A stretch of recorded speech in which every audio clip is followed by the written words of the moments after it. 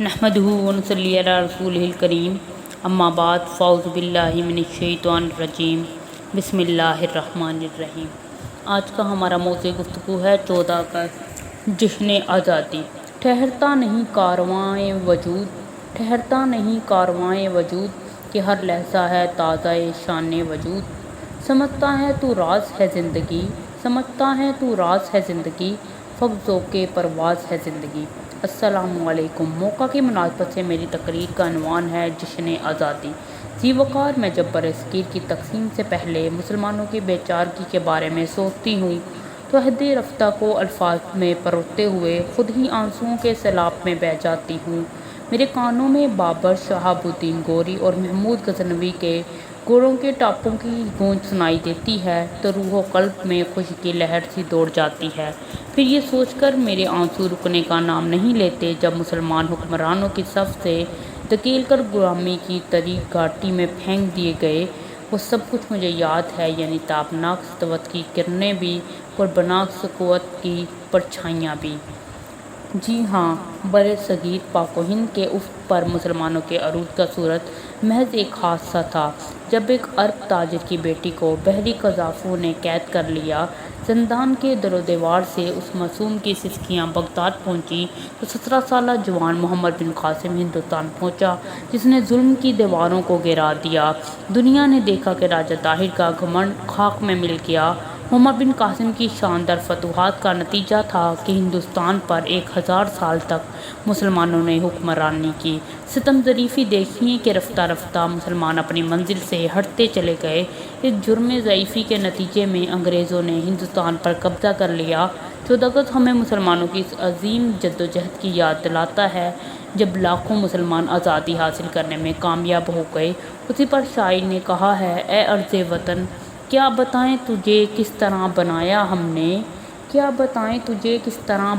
ہم نے، تیری مٹی میں لہو اپنا ملایا ہم نے، خود زمین بوس ہوئے تجھ کو اٹھایا ہم نے، پاس جو کچھ بھی تھا سب تجھ پہ لٹایا ہم نے، جہاں تو چیز ہی کیا تھی کہ لٹائی ہم نے، چھوڑ دی تیری خاطر ساری خدائی ہم نے۔ معزز حاضرین، برصغیر میں پاکستان کی عمارت کی بنیاد محمد بن قاسم نے رکھی، جبکہ اس عمارت کی آرائش کبھی تو محمود غزنوی نے کی اور کبھی شہاب الدین غوری نے، کبھی بابر نے رانہ سانگلا کے اکھنڈ بھارت کے خواب کو چکنا چور کیا تو کبھی غوری نے پرتھوی راج چوہان کے مہابھارت کے سپنے کو افسانہ بنا کر رکھ دیا۔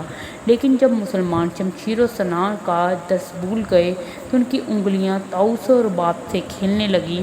جب وہ غیرت و حمیت کے گیت بھلا کر ساز و رباب سے کھیلنے لگے تو قسمت ان کے ساتھ اپنا کھیل کھیلنے لگی، کیونکہ اللہ رب العزت خود فیصلہ صادر فرماتے ہیں، اللہ اس قوم کی حالت اس وقت تک نہیں بدل جب تک وہ قوم اپنی حالت خود نہ بدلنا چاہے۔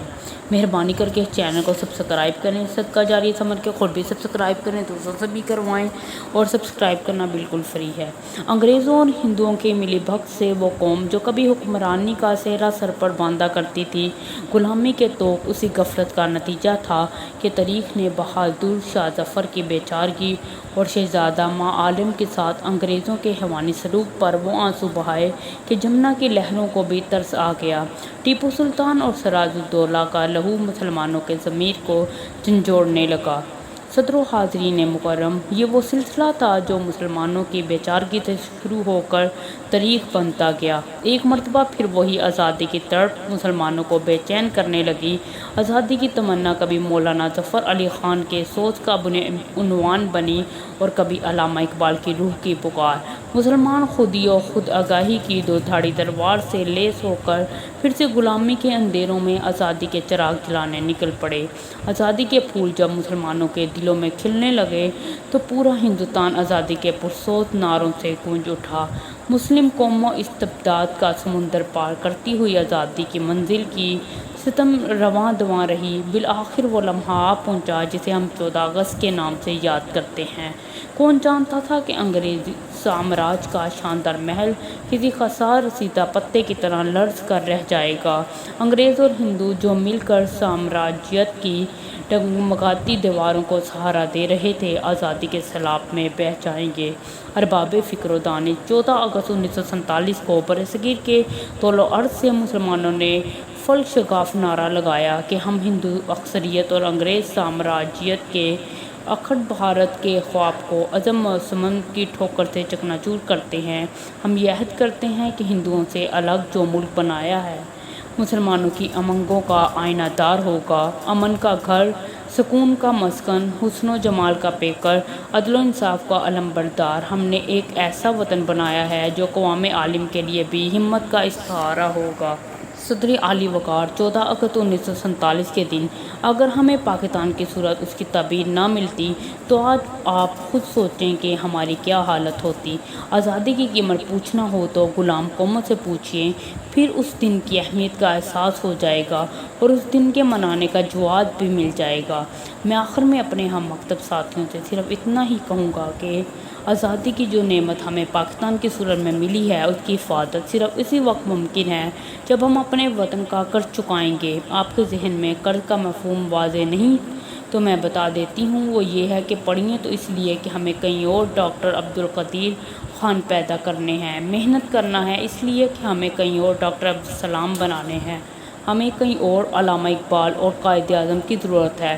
آخر میں اس امید پر تقریر کو ختم کرتی ہوں کہ اگلے سال ہم جب اس دن یہاں جمع ہوں تو ہمارے سر فخر سے بلند ہوں کہ ہم نے اپنے وطن کی کوئی خدمت کی ہے، بالکل اسی جوش و خروش کے ساتھ جو کہ 14 اگست 1947 کو دیکھنے میں آیا ہے۔ صدق اللہ العظیم۔ مہربانی کر کے اس چینل کو سبسکرائب کریں اور ساتھ لگے بیل آئیکن کو دبائیں تاکہ ہر نئی ویڈیو آپ کو سب سے پہلے دیکھنے کو ملے، اور سبسکرائب کرنا بالکل